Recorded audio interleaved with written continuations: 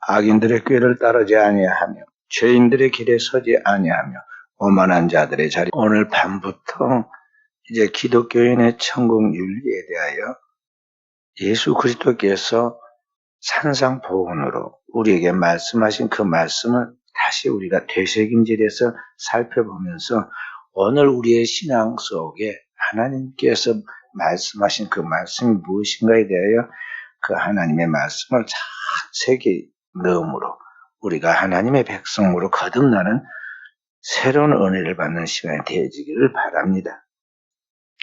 우리나라는 하나님 앞에서 축복을 받은 나라입니다. 왜냐하면 기독교가 이렇게 들어온 지 100여 년밖에 안 되었는데 이 100여 년 만에 전국 방방곡곡에 교회가 없는 것이 없고 지금은 온 나라 전체가 기독교적으로 완전히 변화해 가고 있습니다. 그러니까 하나님의 은혜 받은 민족이 분명하다는 것이죠. 뉴스를 접하고 또 해외여행을 혹 가서 보면 알겠지만요. 너무나 우리나라와 비교하면 참 미개하고 또 문화적으로 문명적으로 뒤떨어져 있고 불행한 나라가 얼마나 많은지 모릅니다. 우리나라가 100년 전에 그보다 더 험했거든요. 훨씬 안 좋은 환경에서 세계에서 가장 못 사는 나라 꼴찌에서 한두 번째였단 말이죠. 그렇게 약하니까 결국에는 일본이 지배를 받아서 나라를 통째로 잃어버린 망국을 맞이했던 거거든요. 그런 나라가 복음으로 말미암아 이와 같이 우뚝 서가지고 이제 세계 속에서 세계가 부러워하는 나라가 되었다는 것이죠. 저희 아버지가 젊어서 신앙생활 할 때 그때 저희 총회 교단에 큰 슬로건이 무엇이었냐면요. 무교면 교회 개척이라는 것이었습니다. 우리나라 전국 방방곡곡에 면소자지 교회 없는 데가 태반이라. 교회 없는 무교면, 교회 없는 면, 그 말이에요. 교회가 없는 면, 무교면 교회를 개척하는 것이 우리 기독교의 큰 숙제라 생각을 해가지고 무교면 교회 개척이라는 슬로건을 걸고 교회를 개척했어요. 그런데 지금 어떻게 되었습니까? 면은 당연히 교회들이 들어있고 리단위도 있고 심지어 리단위에도 각 교파별로 지금 교회들이 다 들어가 있잖아요. 한 동네 리단이라고 해봐야 우리 이 도시로 말하면 저 아파트 한 동만큼 숫자도 안 돼요. 네? 한 동도 안 되고 한 줄 이렇게 1층부터 15층까지 한 줄 그 정도 보통 마을 하나가 그렇게 구성되어 있는 그러한 데도 다 교회가 들어가 있습니다. 그러니까 우리나라가 복받은 나라다 그런 말입니다. 왜냐하면 교회가 들어가면 반드시 거기에 학교가 세워지고 병원이 세워지고 그러니까 영적인 거, 지적인 거 그리고 육신적인 그런 것들 다 보완해 갈 수 있도록 되어가고 있잖아요. 그 다음에 교회는 모든 어디에 있든 교회가 하나로 통하고 세계의 교회가 하나로 다 통하잖아요. 그래서 서로 형제로 나가지 않습니까? 그래서 하나님의 뜻을 이루어가는 이 거대한 하나님의 통치와 성령의 역사 속에 있기 때문에 크리스찬들은 그런 인간적 환경 면에 있어서도 또 이라가야지 상황의 그런 모든 면에서 얼마나 많은 혜택을 받고 살았는지 몰라요. 이 한국이 이와 같이 기독교가 전파됐을 때 초창기의 모습을 보면요. 기적적으로 하나님이 우리 민족을 축복하셨다는 것을 알 수가 있어요.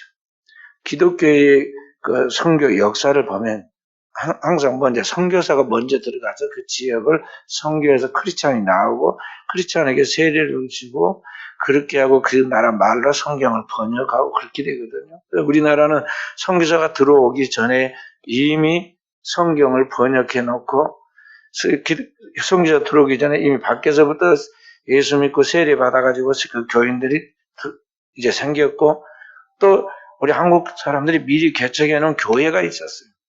그 다음에 선교사가 들어왔어요. 그러니까 얼마나 우리 한국 사람들이 깨어있고 배움과 또 그런 새로운 것들에 대한 열심을 갖고 도전을 하고 그런 걸 볼 수가 있죠. 근데 신앙적인 면도 그랬다는 거죠. 우리나라의 성경이 제일 먼저 이렇게 이제 들어와서 번역된 것은 선교사들이 와서 번역을 한 것이 아닙니다. 우리나라에 한 사람이 일본에 유학을 갔다가 일본 농가대학의 교수의 집을 방문하게 됩니다. 저녁 식사를 하기 전에 가만히 앉아서 보니까 그 집에 벽에 족자가 걸렸는데 한문을 잘 하니까 우리나라 사람들이 쭉 읽어봤는데 이거 사서삼경에 나온 말도 아니고 뭔가 잘 써놨는데 규절을 맞춰서 잘 써놨는데 처음 보는 자기가 공부 지금까지 하면서 들은 적도 없는 처음 보는 말씀 거기에 있거든요. 그래서 저게 뭔고 계속 그걸 또 읽어보고 저게 뭔고 그러다가 나중에 교수에게 물었어요. 저게 무엇입니까? 저게 무엇을 말하는 것입니까? 그러니까 그 농가대학 교수가 그분이 크리스찬이었어요. 크리스찬이 그분이 저건 성경에 있는 팔복이라는 말씀인데 뜻은 이러하오 하고 이제 쭉 팔복의 내용을 이야기했는데 다 택하면서 따로 있는 거예요. 말씀을 듣는데 은혜가 되고 감동이 됐어요. 이렇게 좋은 말씀이 있구나. 그래서 그 말씀을 보고 필사를 합니다. 그렇게 시작해서 예수를 믿고 일본에서 세례를 받고 그리고 우리 한국에도 저 좋은 말씀 하나의 말씀을 전해야겠다. 그래가지고 성경을 번역하기 시작했어요. 그 사람이 누구냐면 여기 순천에서 가까운 저 곡성 옥화 사람 이수정이라는 사람이에요. 남자입니다. 이수정이라는 사람이 성경을 번역해가지고 그 성경 번역된 성경을 들고 우리나라에 언더우드 아펜젤러 선교사들이 미국에서 그 당시에 바로 한국으로 들어오는 배가 없어요. 일본을 거쳐서 일본에서 부산으로 와가지고 부산에서 이쪽 인천 제물포로 온 거예요. 그리고 그 한국인이 번역한 성경을 가지고 들어왔어요. 그렇기 때문에 오늘 우리 한국 사람들이 하나님 앞에 열심히 있으니까 이렇게 복을 받은 것입니다. 남쪽은 그렇게 했고 북쪽에는 또 저기 인삼 장사하러 갔던 이 서상윤과 그의 동료들이 이제 중국에 가가지고 인삼을 팔러 가가지고 거기에서 이제 선교사들을 만나게 되고 서양의 문물에 대하여 배우고 싶어하는 그런 탐구열이 강하니까 저 새로운 학문이 무엇인가 하고는 배우고 그 사람들에게 한국말을 가르치고 그들은 또 그들에게 새로운 이 학문을 배웠는데 그게 성경이었어요. 그래서 그 서상윤 선교사 그 당시에 로스 선교사 서상윤 우리 그 장사하신 분이 로스 선교사라는 그런 선교사들을 만나가지고 거기서 성경을 번역해가지고 또 성경을 가지고 들어옵니다. 거기서도 중국에서 미리 믿고 세례받고 그리고 한국으로 들어와요. 그리고 그분들이 저기 평양 가까운 쪽에 솔레라는 곳이 있는데 그러니까 우리로 말하면 소나무가 많이 있는 솔천이라는 곳인데 그곳에 교회를 세웁니다. 그게 솔레교회라는 교회인데 교회가 먼저 생기고 그 다음에 이제 선교사들이 들어오기 시작해요. 그러니까 한국에 크리스찬이 먼저 있었고 성경이 번역되었고 그 선교사가 들어오기 전에 이미 세례받은 교인들이 교회를 세웠어요. 그러니까 얼마나 한국 사람들이 열심히 있고 하나님이 기뻐하시겠어요. 한국에 복음이 들어오자마자 막 폭발적으로 이렇게 성장할 수 있었던 것은 그런 내용들이 배경에 깔려 있는 것입니다. 그러한 첫 번째 감동을 받고 나와 예수 믿은 그 말씀이 바로 이 팔복의 말씀이다. 이수정에 의해서 이제 이렇게 이제 감동을 받아가지고 예수를 믿게 된 그러한 것이 바로 이 팔복의 말씀이라는 걸 생각해 보면서 우리 팔복에 대한 이 산상수훈의 말씀을 이제 살펴보도록 하겠습니다. 여기 산상수훈 또는 산상보훈이라고 부르는 이 마태복음 5장, 6장, 7장의 말씀, 예수님의 이 말씀은 예수님께서 산 위에서 그 백성들에게 말씀하신 그러한 말씀인데요. 이 내용들은 신앙의 그 본질, 오늘 우리가 하나님을 믿는 신앙과 삶의 본질을 설명하는 것이라고 말할 수가 있습니다. 옛날 유대인들은 랍비들이 강의를 할 때 어떻게 했느냐면 딱 랍비는 앉습니다. 그럼 나머지는 다 서서 들어요. 서서 들어. 우리는 지금 거꾸로 하잖아요. 지금 우리는 이제 설교하거나 강의하는 사람들 앞에 섰고 나머지는 앉아 있잖아요. 근데 유대인들의 전통은 이 존중하는 의미에서 랍비들이 다 무엇을 이렇게 강의하거나 선언할 때 서서 합니다. 카톨릭의 수장이 교황이라 부르는 이 교황의 공식적인 교서를 내릴 때도 역시 똑같이 카데드라라고 해서 교황의 보좌에 딱 앉아가지고 그렇게 이제 말씀을 선포하죠. 그러니까 이러한 것들은 뭐냐면 신탁의 말씀이라고 보통 이야기하는데 이렇게 아주 그 신적 권위를 가지고 신의 말씀을 대언할 때 그러한 자세예요. 그러니까 주님께서 높은 산에 올라가서 딱 앉으셔서 입을 열어 복음을 이제 선포해서 말씀하셨는데 그게 이게 팔복의 말씀이에요. 그래서 그리스도인은 이렇게 살아야 한다. 이렇게 믿고 이렇게 살아야 한다는 것을 지금 가르쳐주고 있는 것이죠. 그래서 오늘 하늘로부터 오신 만왕의 왕 되신 예수 그리스도께서 그 권위를 가지고 우리 그 백성된 모든 우리 그리스도인들에게 그분의 공식적인 생애인 인류 구원의 공생애를 시작하면서 그 백성들에게 천국 윤리를 이렇게 공식적으로 선포한 것이 바로 이 팔복의 말씀이라는 걸 우리가 명심을 해야겠어요.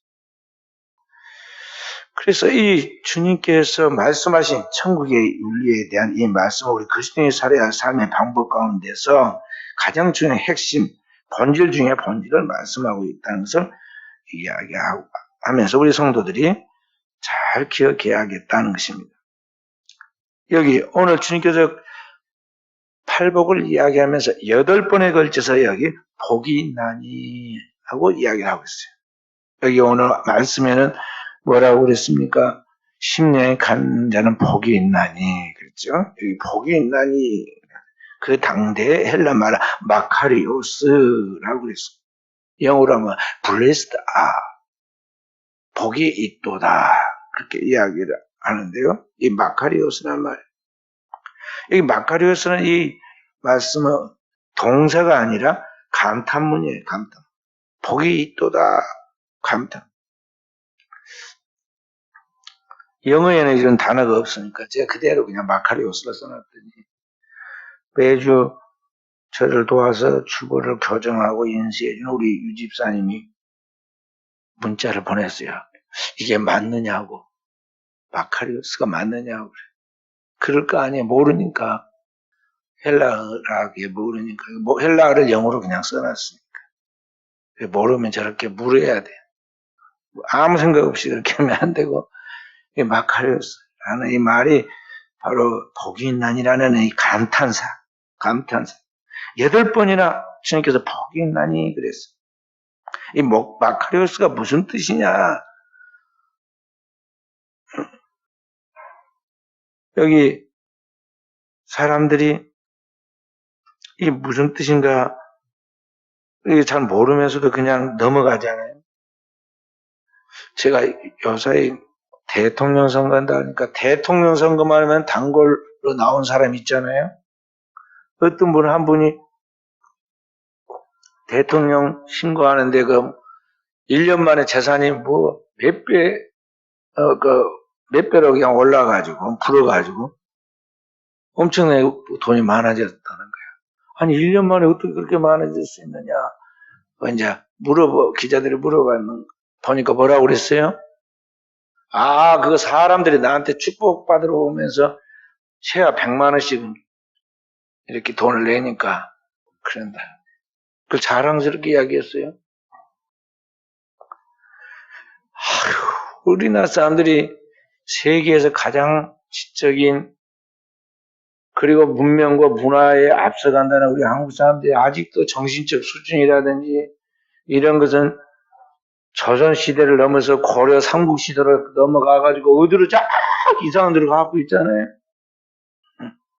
아니 인간이 인간에게 뭘 축복할 수 있겠어요? 인간은 죄인으로서 아무런 축복에 그런 권한이 있지 않냐고. 오직 축복은 온 우주 삼라 만상 창조의 신이신 하나님만이 인간을 축복할 수 있는 것인데, 아니 그 죄인이 자기 앞가림도 제대로 못한 죄인이 뭘 할 줄 안다고. 지금 그냥 보통 사람들 생각할 때 좀 모자라지만 조금 특별한 사람이다.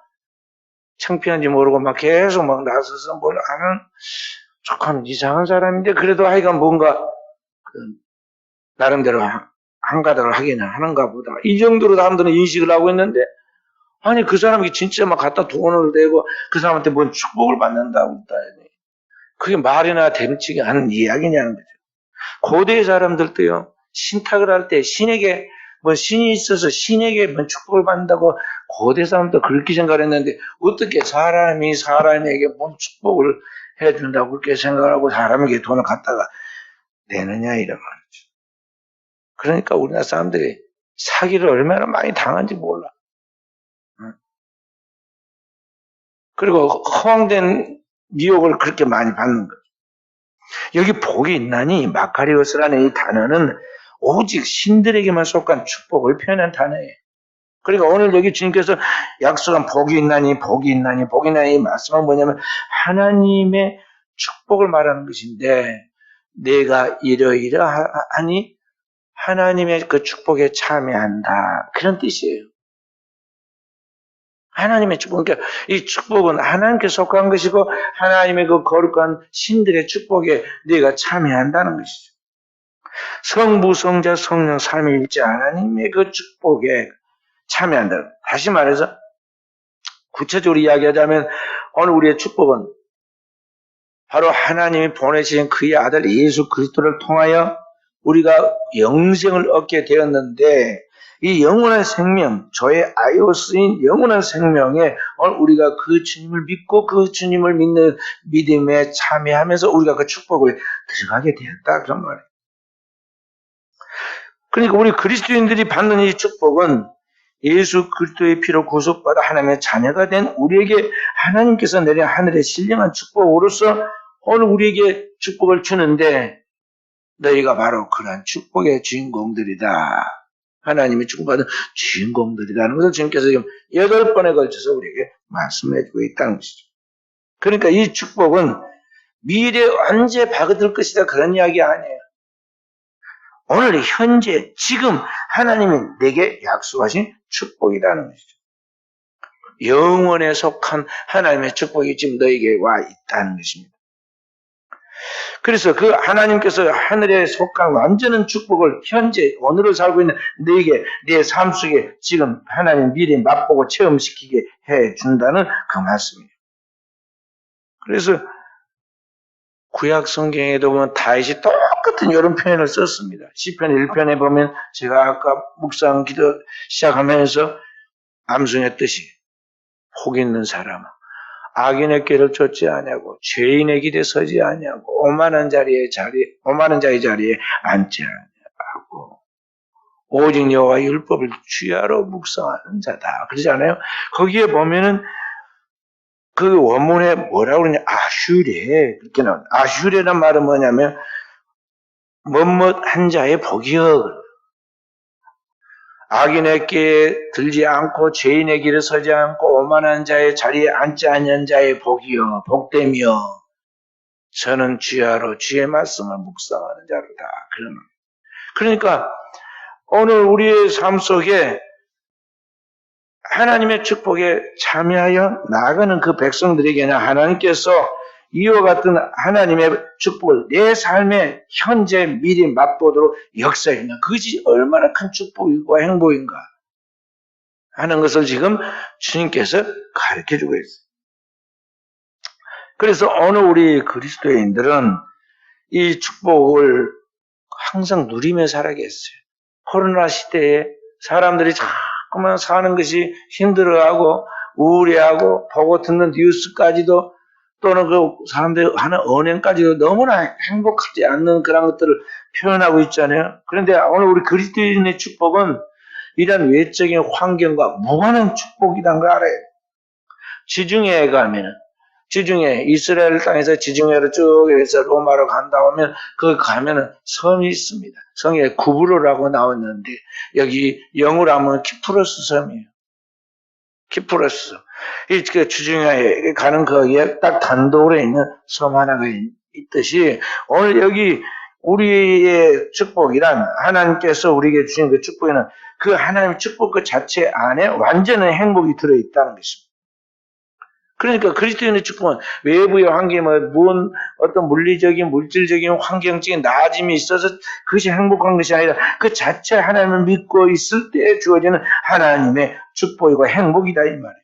그래서 그것은 하나님이 주신 하늘에서 내린 축복이기 때문에 그 어떤 사람이나 환경에 빼앗을 수 없다는 것입니다.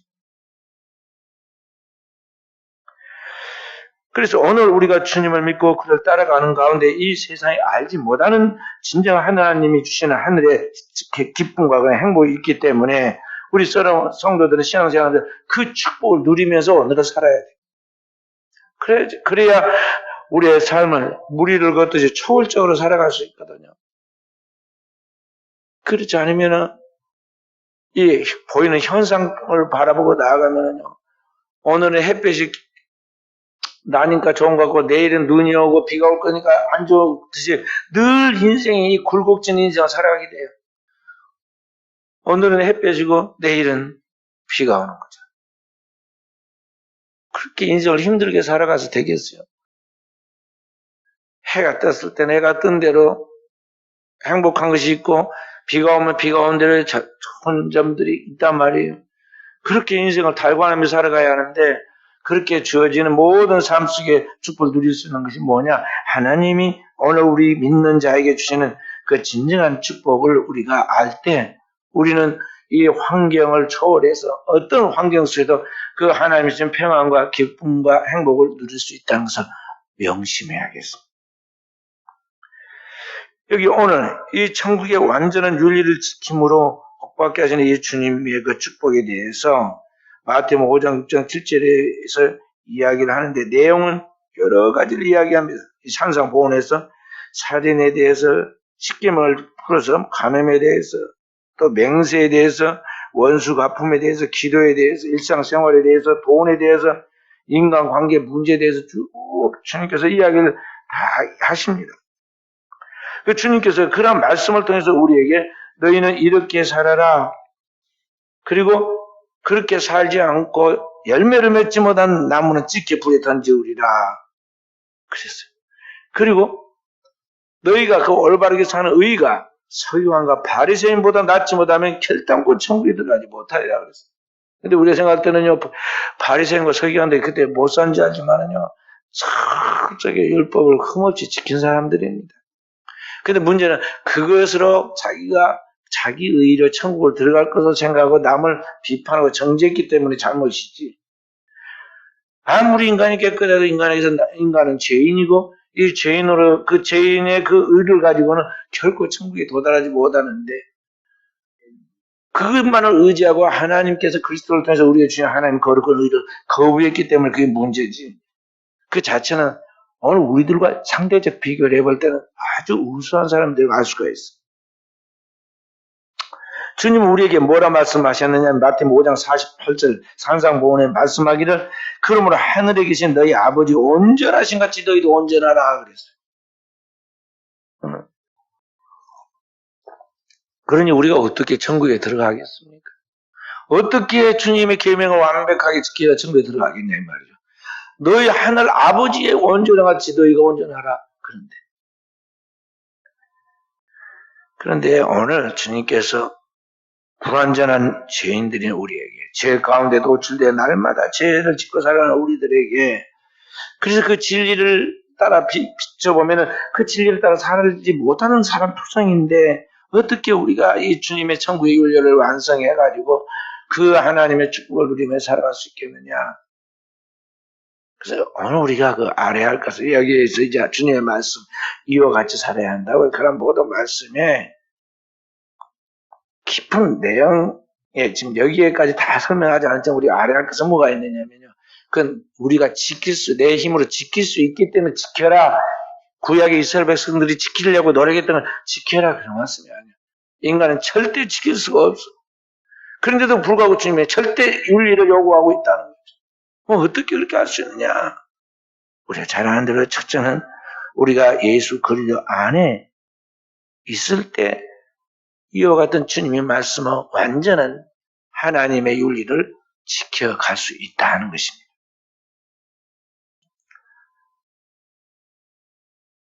인간은 원래 하나님의 말씀에 대하여 지킬 수 있는 능력이 없습니다. 그래서 죄를 짓고 그 죄값을 반드시 지옥에 떨어지게 되었고 있단 말이죠. 그래서 하나님의 아들 예수 그리스도가 오셨고 어린 양이 되어 우리의 죄를 짊으신 속죄 어린 양이 되어 우리 대신하여 십자가에 죽으셨죠. 그리고 십자가에서 우리의 죄를 담당하고 영원한 속죄를 다 완성하심으로 우리의 죄를 도말하시고 우리를 하나님의 자녀로 이제 나아갈 수 있는 하나님의 의를 우리가 덧입혀 주시죠. 그래서 그 예수 그리스도의 이름을 의지하고 믿고 나아갈 때 주님께서 그의 피로 그 피의 공로의 하나님의 의로 오늘 우리가 하나님 앞에 나아가고 그 하나님 백성답게 살아갈 수 있도록 역사해 주시는데 오늘 그리스도인은 바로 이 복음의 진리의 말씀을 믿고 살아가는 사람들이에요.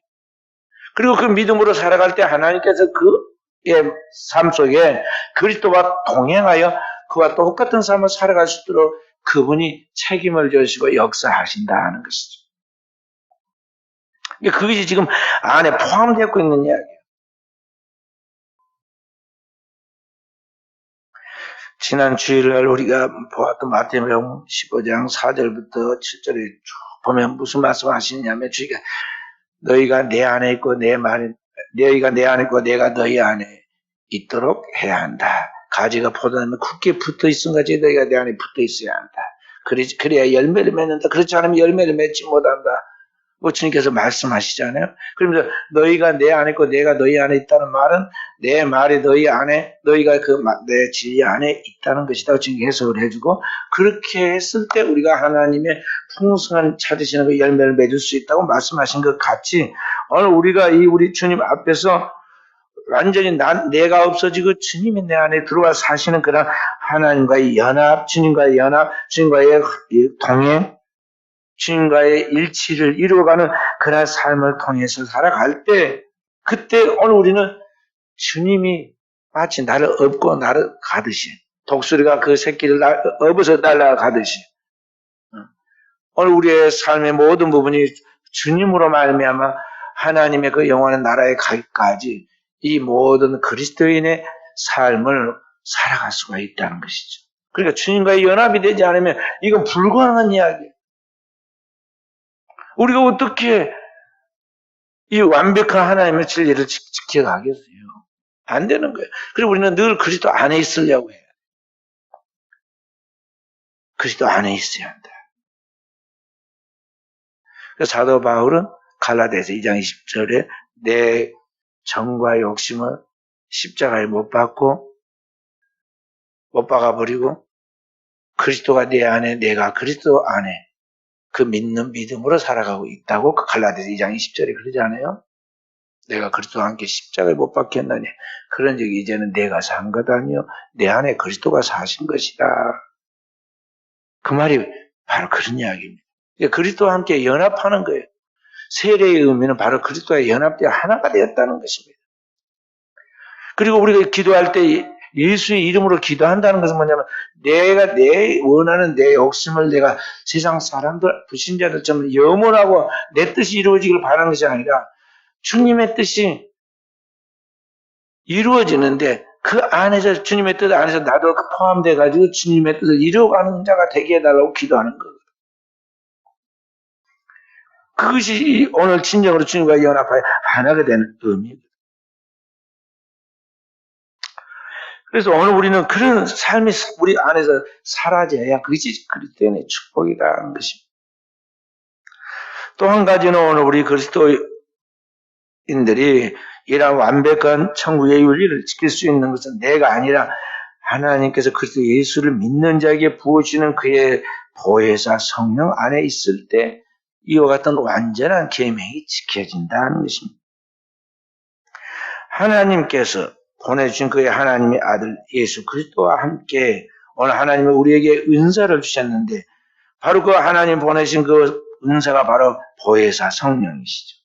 그 보혜사 성령이 주의 보혈의 피로 용서음 받은 자에게 나타나는데 그 성령은 하시는 일이 딱 한 가지 뭐냐면 그 아들 예수 그리스도를 우리에게 알게 하고 그 예수 그리스도에게 우리를 인도하고 그 진리 가운데 살아갈 수 있도록 역사하시는 거예요. 그래서 성령 단독으로 역사하는 게 아니에요. 그래서 성령 단독으로 뭔가 역사하고 성령으로 말미암아 자기가 다 교통한다고 생각하고 나가는 그것이 잘못된 신비주의예요. 항상 성령은 진리를 지향하고 진리 안에서 오늘 우리를 완전히 하나님과 하나 되도록 만들어가는 그 역할을 해주신 분이 성령이시다는 거죠. 그래서 성경은 성령으로 아니하거나 아무도 예수를 주라고 시인할 수 없다고 그런 거예요. 그리고 성령이 오늘 우리에게 나타난 것은 우리에게 바로 그 진리 안에서 살아갈 수 있도록 하나님께서 우리에게 유익을 주려고 성령의 은사를 우리에게 부어주시는 거예요. 그래서 성령은 하나님의 깊은 것까지 통달해서 하나님 아버지의 마음에 합하게 오늘 우리를 감동감화하고 또 하나님의 그 거룩한 뜻을 우리에게 깨닫게 해주고 그 역할을 성령이 하신다는 거죠. 육신으로 주님이 이 땅에 계실 때는 그리스도 예수께서 그의 제자들에게 그런 걸 다 인도하셨지만 주님이 부활 승천하니 다음에는 그의 보혜사 성령 우리 가운데 보내서 우리로 하여금 천하 만민이 그의 성령으로 그리스도를 알고 그리스도를 믿고 따라가게 만든 거예요.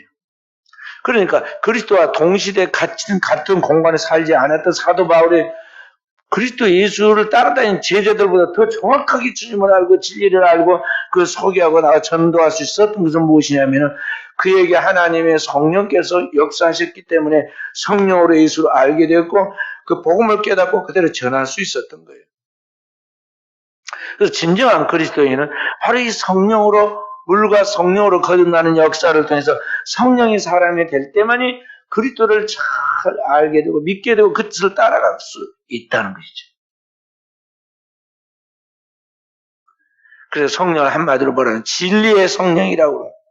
진리는 예수 그리스도 내가 곧 길이요 진리요 생명이라 주님 말씀하셨잖아요.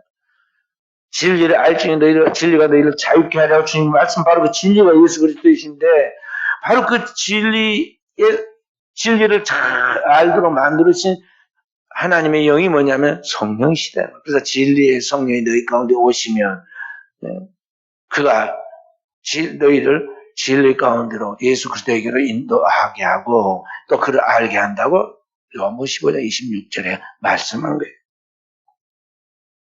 그래서 이 마지막 때 우리 그리스도인은 성령으로 살고 성령으로 행해야만이 진리의 말씀을 따라 그 말씀을 따라 그대로 살아갈 수 있는 거예요.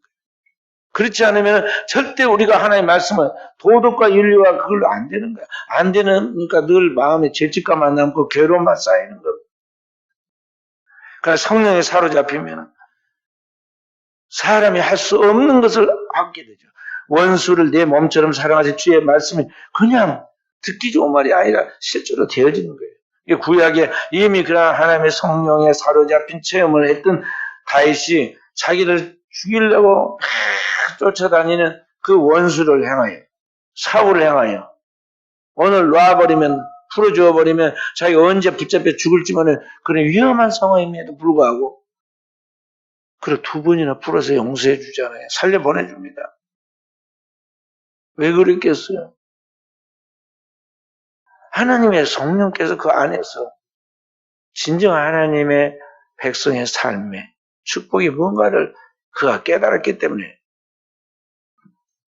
그래서 시편 1편에 그걸 암송해서 남겼던 것 같이 그렇게 했기 때문에 그렇게 하였던 것이죠. 진리 안에 있기 때문에 원수를 사랑할 수 있었던 겁니다.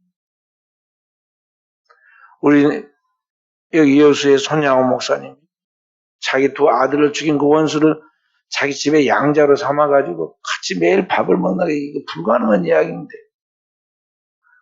그 용서해주고 양자로 삼아서 같이 밥을 먹이고 그렇게 할 수 있었던 것은 그가 성령의 사람이었기 때문에 성령이 그에게 그런 마음과 그런 능력을 준 것이거든요. 하나님의 말씀을 그대로 삼아서 시청할 수 있도록 만들었다는 것이죠.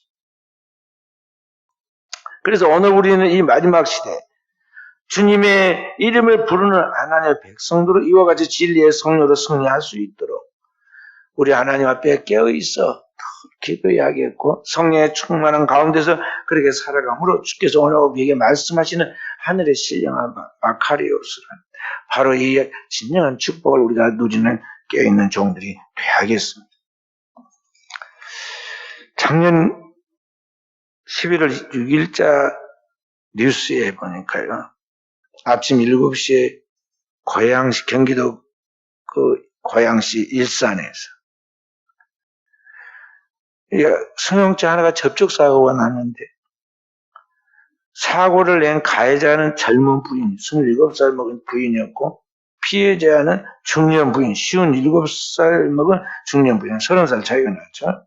부인이었어요. 그런데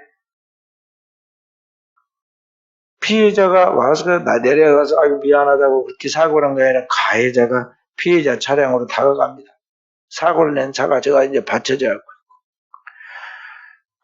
보니까는 그 장면에 이제 그렇게 아직 블랙박스 찍힌 거 보니까 녹화되고 있어서 그 차에서 보니까 그 가해자 그 젊은 여인이 사정 이야기를 합니다.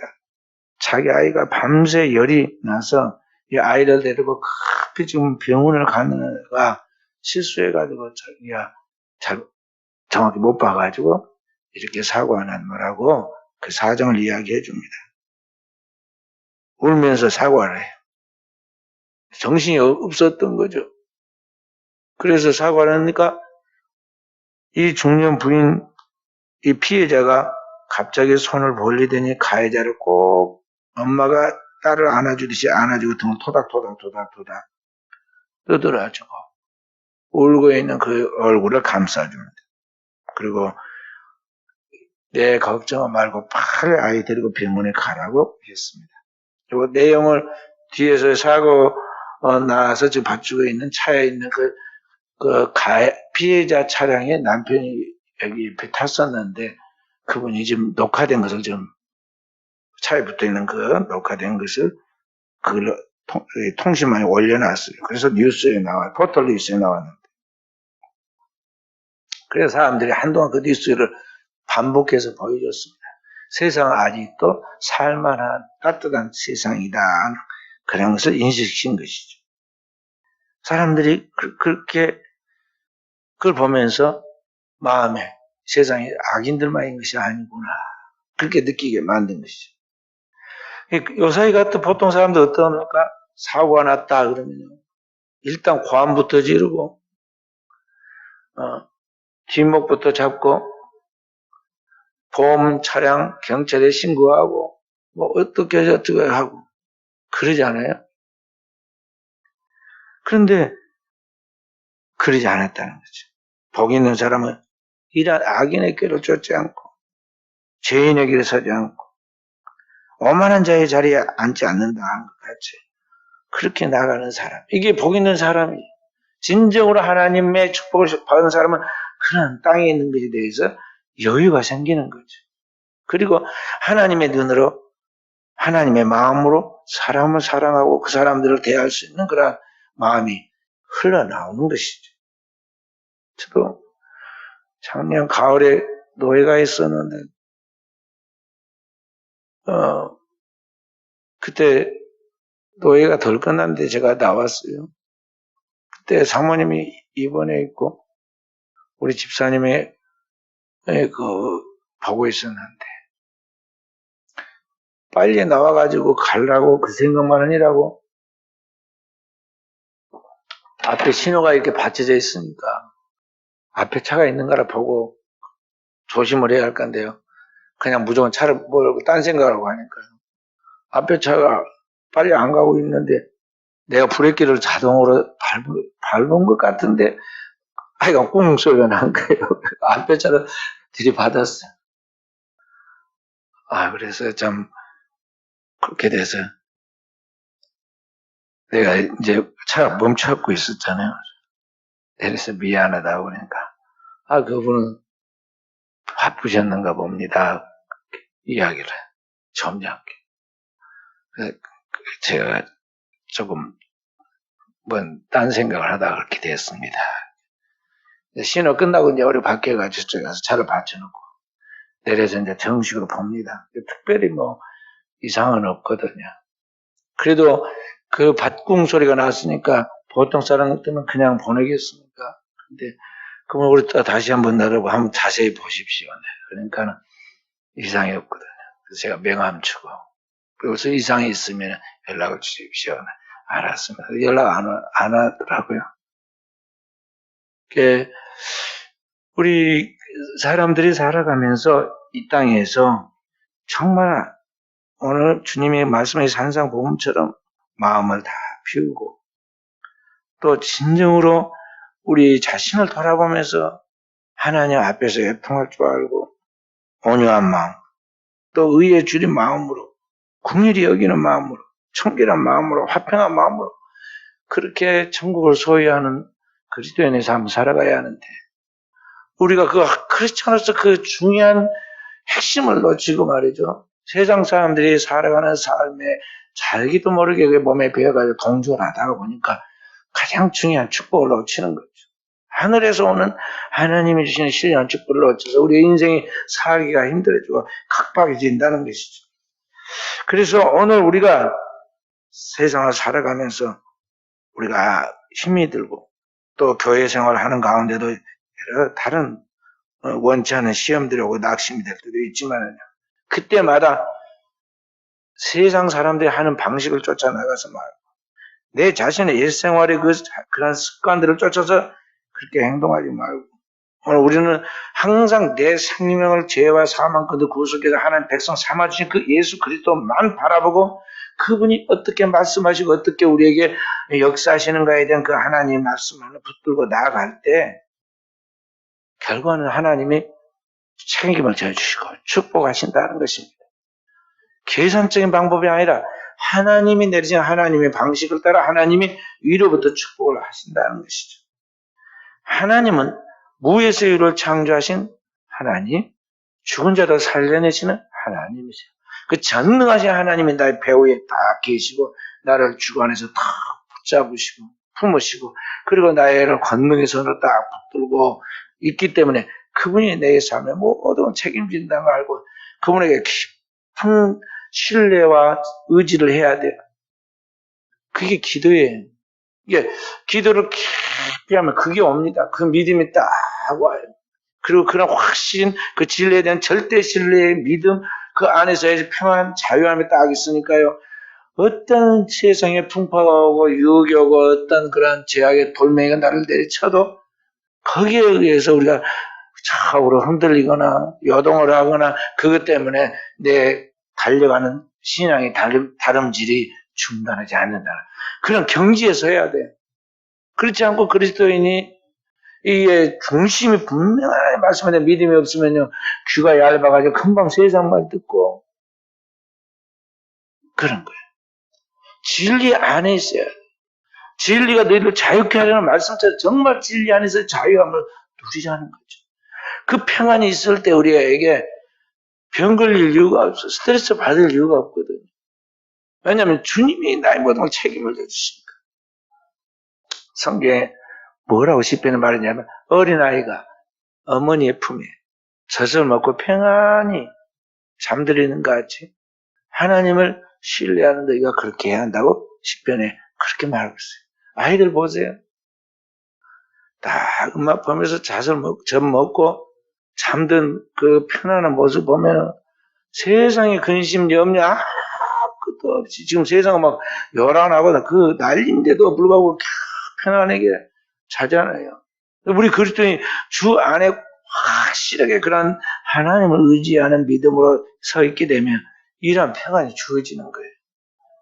그 평안이 있으면 그리스도 안에서 주어지는 그 평강이 있으면 우리의 삶의 어떤 문제에서도 영향받지 않을 수 있고 병들지 않을 수 있고 어떤 가운데서 유혹을 받거나 위협을 당해서 거기에서 무너지지 않을 수 있다는 것입니다. 그리스도인에게 주어진 이 행복, 이 축복을 우리 우리 성도들이 꼭 누리면서 이 땅에서 하나님의 영광을 드리는 승자들이 다 되어지기를 주의 이름으로 축원드립니다.